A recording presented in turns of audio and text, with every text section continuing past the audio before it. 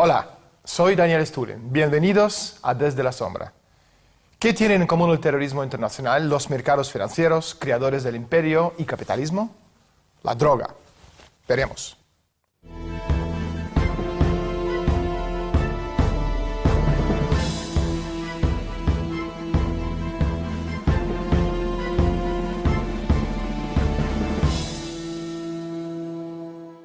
Cambiamos del escenario. Congreso de los Estados Unidos.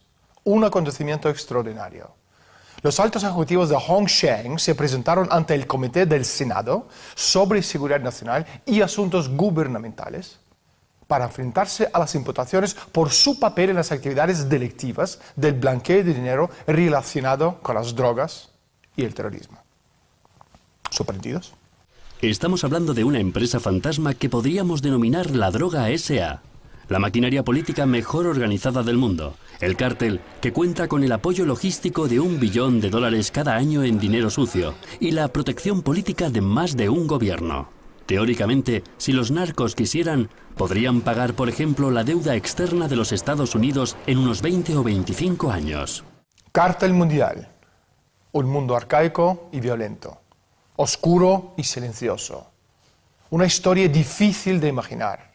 Un pulpo con tentáculos que alcanza todos los rincones del planeta. El sistema, basado en la unión de tres componentes: los gobiernos, los bancos y las mafias. ¿Quién lo controla desde la sombra? ¿Qué papel juegan los grandes bancos, los políticos y algunos de los hombres más ricos del mundo? Finalmente, ¿cuál es la solución al problema de las drogas? Los capos de los grandes bancos nos han cerrado la puerta y se han negado a hablar. Fondo Monetario tampoco, ni Banco Mundial. Todos mudos. Hermetismo total. Cosa nostra. Mafia pura. Mafia financiera. ¿Quién puede contestar esas preguntas? Por suerte, y desde la sombra, hemos encontrado a la persona justa para arrojar la luz sobre estos asuntos espeluznantes. Pero primero, vamos a salir a la calle y ver qué opinan la gente sobre el asunto de la droga. La droga es el lubricante de la economía mundial. A ver lo que opina la gente sobre este tema. Yo creo que el gobierno, si quisiese retirar la droga, podría quitarla perfectamente. Porque si consideramos también droga el tabaco, se podría quitar y poner medios. Lo que pasa es que da mucho dinero al Estado y no les interesa. Pues por una parte creo que tienen que aparentar que haya cierta guerra contra el mundo de la droga, porque es lo lícito y lo esperado por los ciudadanos, pero sin embargo creo que no es así del todo, porque es un medio que tienen los propios gobiernos para inyectar dinero en la economía y tienen intereses en ello, así que supongo que la guerra al final no es tan efectiva como debería serlo, como nos hacen creer que lo es. Yo creo que los gobiernos de una manera o de otra también necesitan vivir de la droga, en cierto modo. Con la droga pues utilizan eso, mueven el dinero de una manera más rápida, tanto las armas. La sociedad, en fin y al cabo, ya está metida de tal manera que necesita el gobierno utilizar la droga para invertir en muchas otras cosas. Pues me imagino que seguro que poquísimo, a lo mejor, no, o sea, incluso, no sé, incluso en un maletín a lo mejor se podría meter. Hombre, ahora con el tema de internet y tal, este rollo, pues supongo que el tema físico no tiene tanto valor, ¿no? Pues al final no lo vemos nunca el dinero, más que de manera pequeña, con lo cual que ocupe más o menos no es muy importante. Pues yo creo que lo esconden en sus propias casas, incluso cuando se ve en la televisión la policía que ha incautado a un narcotraficante, pues siempre tienen grandes cantidades de dinero en el propio domicilio, escondidas de alguna forma, pero siempre suelen estar dentro de la propia casa o como mucho con camellos, socios que tengan, pero no suele estar en bancos, no lo creo. Transfieren varios armamentos, vamos, diríamos. Al fin y al cabo se mueve el dinero con eso, con armas, vendiendo y comprando armas. De empresas, incluso a través de empresas de las que se envían dinero y tal. Dicen que hay cuentas bancarias y hay empresas que son inventadas, por así decirlo, y a través de ahí es como se mueve el dinero. Eso es lo que dicen por la tele. Pues me imagino que en cantidades pequeñas, no rebasando ningún tope grande, porque los bancos no te dejan, o te harán preguntas, ¿no? Digo yo, ¿no? Para eso están los bancos, para preguntarse por qué hacen ingresos muy grandes. Favelas, droga, bancos. Hemos encontrado una persona que puede despejar todas nuestras dudas. Nuestro invitado hoy es Dennis Moll, jefe de sección iberoamericana de Executive Intelligence Review en el movimiento Lyndon LaRouche, economista, coautor de Narcotráfico S.A., prisionero político de Estados Unidos desde 1989 hasta 1991. Hola Dennis y bienvenido a Desde la Sombra. HSBC está metidos en un poco de lío. ¿Qué está pasando? Bueno, están en efecto en muchos líos los señores de HSBC, anteriormente conocido como Hong Sheng, y tardaron 150 años para meterse en estos líos, porque este banco es el Banco Central de Narcotráfico S.A. Es el Banco Central de esa institución internacional, cual transnacional de las drogas, que es la que ha controlado el tráfico internacional de drogas desde hace la guerra del opio por allá de los 1860. Dennis, un momento, por favor. Desde la sombra, hemos descubierto que el ascenso de Occidente de 1500 a 1900 dependió del comercio de narcóticos. El opio era la primera droga activa que se impuso a la fuerza a una población. Se vendía para obtener beneficios. Esas ganancias fueron a parar a las instituciones que promovían y protegían el tráfico. Entre ellos, las más destacadas eran las compañías de las Indias Orientales británicas y holandesa. Y el HSBC era su creación. Necesitaban guardar su dinero en algún sitio y crearon este banco, HSBC. Dennis, sigue por favor. Hong Sheng fue el banco central desde ese momento, sigue siendo el banco central hoy día, y en este caso los agarraron con la mano en la masa, en este caso lavando un poquitito de dinero del narcotráfico y otras cosas desde México, según lo que documentaron en la Comisión Permanente de Investigaciones del Senado de Estados Unidos hace más o menos un mes. El HSBC estaba lavando entre el 60 y el 70% de todo el dinero sucio lavado desde México hacia Estados Unidos. A ver.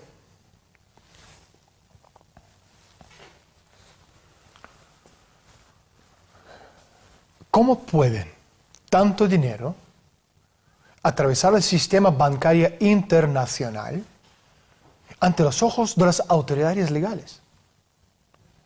Todo este dinero sucio es demasiado dinero para esconder en un calcetín. Uno de los propósitos del comercio de narcóticos es crear capital líquido invisible. Ese capital debe circular en unos volúmenes tan alucinantes que no puede haber forma de que esos canales, principalmente bancos y otras instituciones financieras, no estén al tanto de su origen. Que la mayor parte de ese flujo de capital sea de temporada, ya que se da durante los 2 meses que siguen a la cosecha de amapolas en marzo. Tan solo puede acrecentar nuestro estupor. Dennis, esto parece un poco a esta película de Hollywood, La Corporación, que salió hace unos años, no sé si te acuerdas, sobre el banco malvado que estaba metido en toda clase de asuntos tenebrosos. Cuéntanos un poco la historia de HSBC, por favor. Bueno, el banco HSBC o el Hong Sheng empieza como el banco de la corona británica en Hong Kong, cuando Hong Kong era todavía parte del Imperio Británico. Lo único que ha cambiado esa fecha hasta el presente es que el tráfico se ha vuelto ilegal, pero siguen controlándolo los mismos bancos internacionales. Y ahora estamos hablando de un tráfico internacional de drogas que rinde aproximadamente, según nuestros cálculos, $1 billón al año de dinero sucio, que ha sido muy importante para apuntalar la burbuja especulativa. A ver, $1 billón.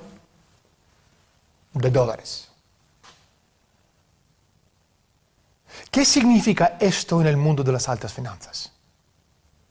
El valor de las acciones de todas las empresas que cotizan en Wall Street está basado en los ingresos anuales netos. Se llaman POP, precio por ganancias. Es un ratio y este efecto multiplicador de la equidad de las acciones puede ser como mucho un factor de 30-1.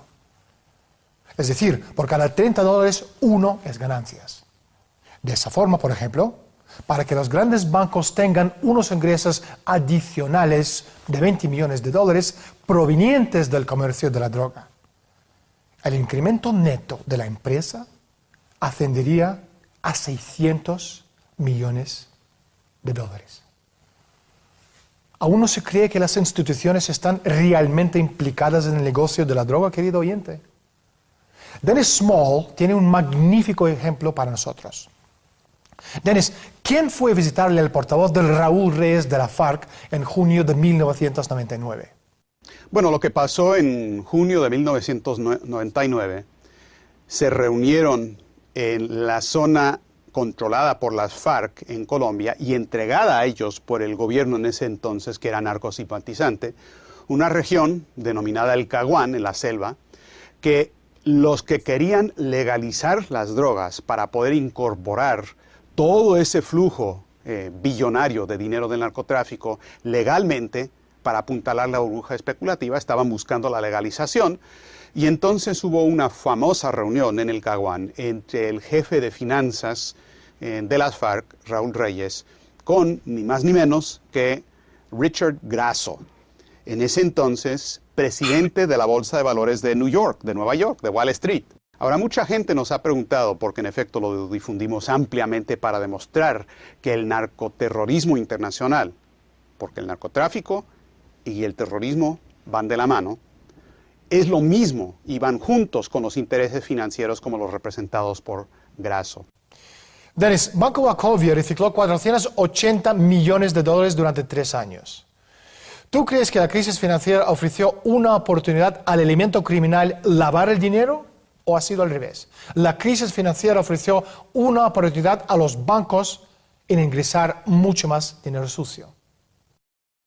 Bueno, este es un caso en la que me gustaría remitirme a 2 expertos con los que comparto una evaluación del tema del narcolavado, que son el zar antidrogas de Rusia, Víctor Ivanov, y el ex jefe de la Oficina Antidrogas de las Naciones Unidas, Antonio María Costa. Ambos han dicho en diversas ocasiones, en el caso de Costa, en una entrevista exclusiva que le dio a nuestra revista Executive Intelligence Review de Lyndon LaRouche, han denunciado que el dinero del narcotráfico durante la crisis del 2008 y 2009 ha servido para mantener a flote a bancos que de otra manera hubieran quebrado irremediablemente. Y que en efecto lo que pasó es que los bancos, dijo Costa, intencionalmente salieron a conseguir el dinero del narcotráfico, porque son bancos que dependen del narcotráfico. Mira, Daniel, el problema aquí es que el sistema financiero internacional está adicto al dinero del narcotráfico como un cocainómano o un adicto a la heroína requiere su droga.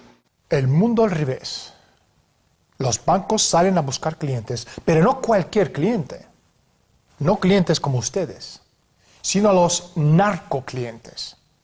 De acuerdo con una investigación del Congreso de los Estados Unidos, los bancos estadounidenses y europeos blanquean al año entre 500 mil millones y $1 billón del crimen internacional, la mitad de los cuales los lavan en solitario los bancos de los Estados Unidos.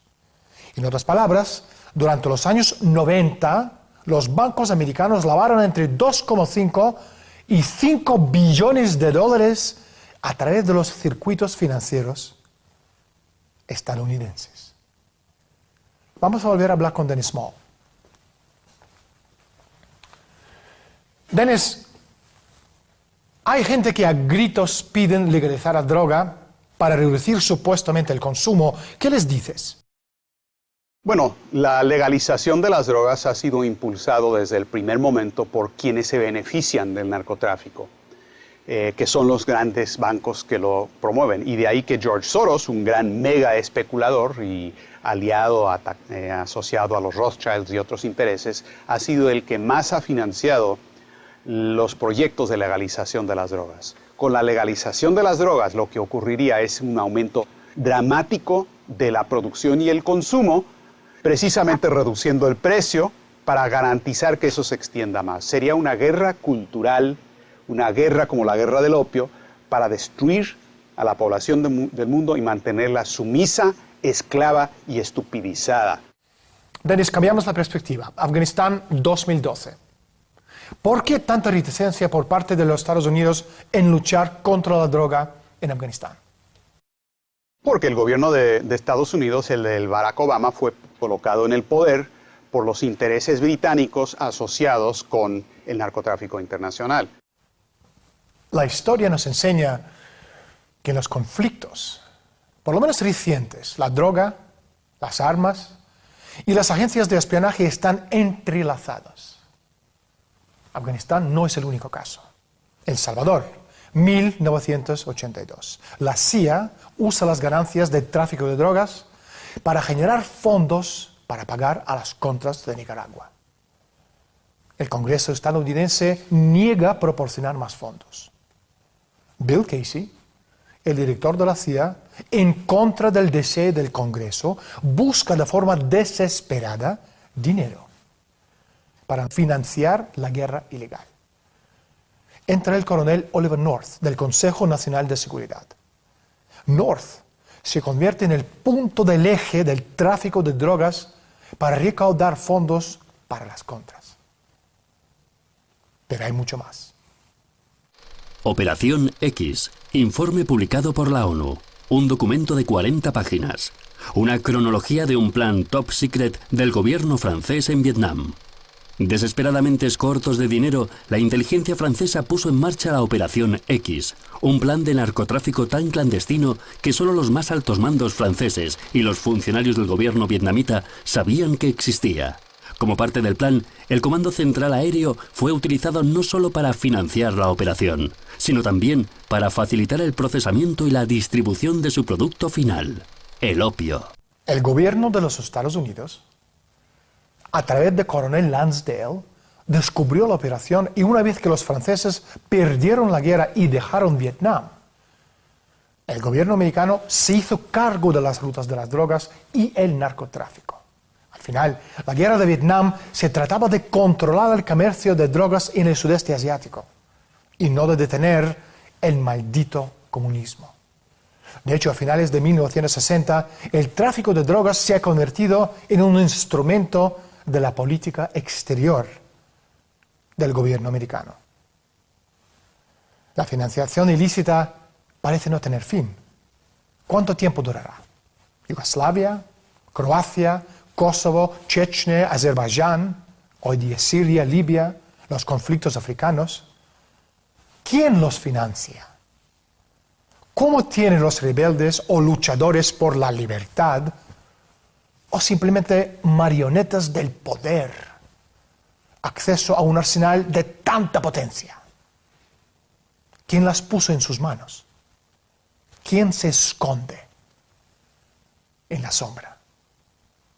Vamos a seguir hablando con Dennis Small.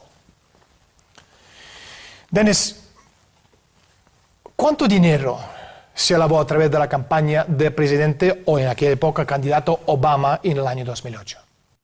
Fue mucha recaudación de dinero a través del Internet, con disque pequeñas contribuciones y aportes de individuos desconocidos. Ahora, para quienes hemos seguido la manera en que el narcotráfico S.A. lava el dinero, esto es exactamente lo que han hecho de tiempo atrás. Si lo hacen por las casas de cambio, por los money exchanges y cosas por el estilo. Hasta aquí en el Departamento de Tesoro le dan un nombre, se llama smurfing. y es cuando individuos llevan una pequeña cantidad para lavar a través de las casas de cambio, pero son muchos individuos. Entonces tenemos ese aspecto de Obama, pero también tenemos los aportes políticos y financieros directos de George Soros. Y George Soros es el que principalmente ha financiado la legalización de las drogas, es un narco. Eso es lo que es George Soros. Y además es un judío que fue aliado de las fuerzas de Hitler en contra de los otros judíos en la Hungría de la Segunda Guerra Mundial. Eso por confesión del propio George Soros. Así es que para alguien que como adolescente pudo trabajar con Hitler, no le cuesta nada trabajar con el narcotráfico internacional que está produciendo un genocidio parecido. ¿Os resulta extraña mi pregunta? No sería la primera vez. Tenemos muchísimos antecedentes. Año 1993. Bill Clinton acaba de proclamarse presidente de los Estados Unidos. Una de sus primeras llamadas va ¿a dónde? Colombia. ¿Por qué? La respuesta, Carlos Lecter, responsable de la mayor parte de cocaína que entraba en los Estados Unidos en los años 80. ¿Qué tiene que ver Lecter con Clinton? Rutas de droga. Y Lecter era el mejor en el mundo diseñándolos. Mejor ruta, menos tiempo de punto A a punto B. Menos tiempo significa muchísimo más dinero y también acceso más rápido a los mercados financieros. Es decir, Clinton daba el pistolazo a nuevas rutas de droga desde Colombia a los Estados Unidos. La nueva ruta, Colombia, Isla de Española, República Dominicana, Nueva York. Septiembre 1996, Nueva York. Recaudación de fondos para el vicepresidente Al Gore. Lugar, Guggen's Pub en Washington Heights. Presentes todos los capos del Partido Revolucionario Dominicano PRD. Asisten los líderes del PRD, Simón Díaz, vicepresidente de la Comisión Ejecutiva número Nadís 3164850, lavado de dinero, y Pablo Espinal, presidente de la Comisión Ejecutiva de PRD número Nadís 1289859, lavado del dinero. También acude Al Gore, vicepresidente de los Estados Unidos. Número Nadís lo asignan a los traficantes de droga y criminales vinculados con el lavado de dinero en las investigaciones de la DEA. ¿Sabía Al Gore que estaba rodeado de los narcos? Obviamente lo sabía. La obligación de los servicios secretos, protegiendo a Gore, es asegurarse su seguridad personal. Lo habían advertido de quiénes son o fueron sus invitados. Dennis, nos queda solo una pregunta. ¿Hay formas de erradicar la droga? Tecnologías hay. Lo que hace falta es la voluntad política y eso requiere más que nada atacar a este pulpo en el centro, en la cabeza, en el cerebro, que es precisamente el aspecto financiero, el aspecto bancario. Dennis Small. No hay tiempo para más. Muchísimas gracias por estar con nosotros y hasta pronto. Un abrazo, muchas gracias, siempre a la orden. Si ocurre eso en ese punto en concreto, nada bueno puede haber detrás. La guerra contra la droga es un cuento con moraleja, lleno de violencia, el engaño, el poder, el cinismo y un mensaje claro acerca de la fragilidad de las libertades civiles. Y para que sigamos teniendo las libertades contra viento y marea y los esfuerzos de la élite, seguiremos informando desde la sombra, consiguiendo información que saca sus crímenes a la luz. Soy Daniel Stulin. De parte de todo el equipo desde la sombra, gracias por su atención. Desde Madrid, España, hasta la próxima semana.